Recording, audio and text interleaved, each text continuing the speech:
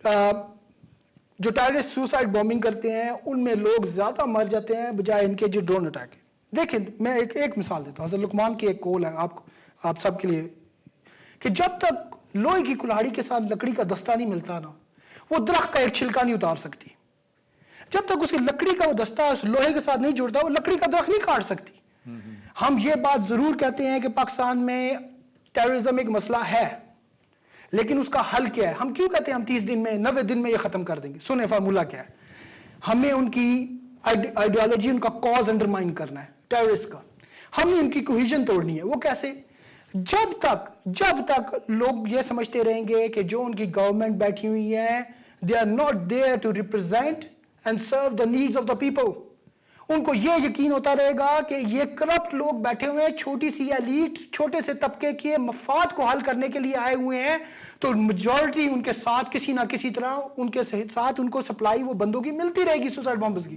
آپ کو چاہیے ایک پولیٹیکل انیشیٹو جو صرف پاکستان تحریک انصاف لے سکتی ہے.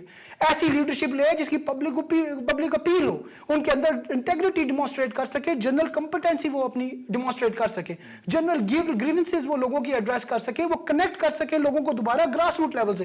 اس کے علاوہ کوئی حل نہیں ہے. اگر فاٹا کے لوگوں کو حق دینا تو انہیں وہ گرین پاسپورٹ دینا پڑے گا انہیں وہ شہریت کا حق دینا پڑے گا. ہمیں بتانا پڑے گا کہ ہم تمہیں پروٹیکٹ کریں گے نہ صرف ڈرون کے لیے بلکہ ان ٹیررسٹ کے خلاف بھی جو تمہیں لے کے جا رہے ہیں اس سائڈ پہ. اور آخری صرف بات کروں گا جو آخری انہوں نے جذبہ بتایا کہ جی ہم ڈرون کو کیوں نہیں روکتے. ڈرون ہیں ڈالرز اور لگیاں روٹیاں نہیں چھوڑن ہوندیاں.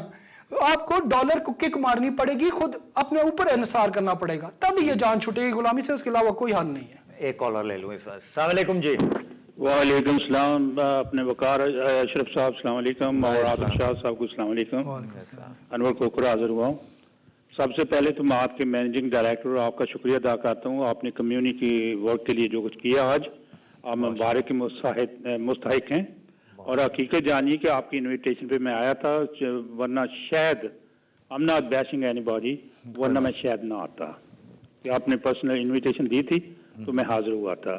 عاطف شاہ کی باتیں صحیح ہے. میرا خیال ہے کہ مجھ سے سیکھیں جتنے بھی گریجویٹس ہیں اور بعد میں ریڈ پاسپورٹ میرے پاس مدت کا ہے لیکن ملک کے حالات دیکھ کے مجھے واپس جانا پڑتا ہے 1988 میں. میرے مہربان مرحوم دوست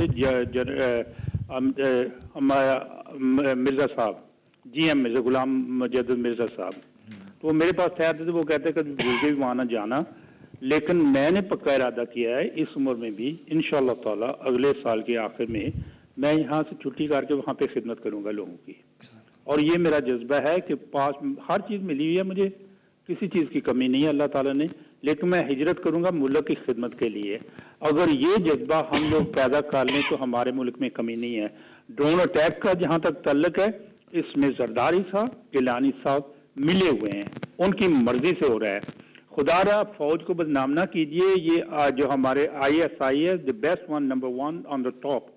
اور کیا ہو رہا ہے آج کل کیونکہ وہ نہیں چاہتے کہ آرمی بدنام ہو کہ we take over and then we have the same problem dictatorship.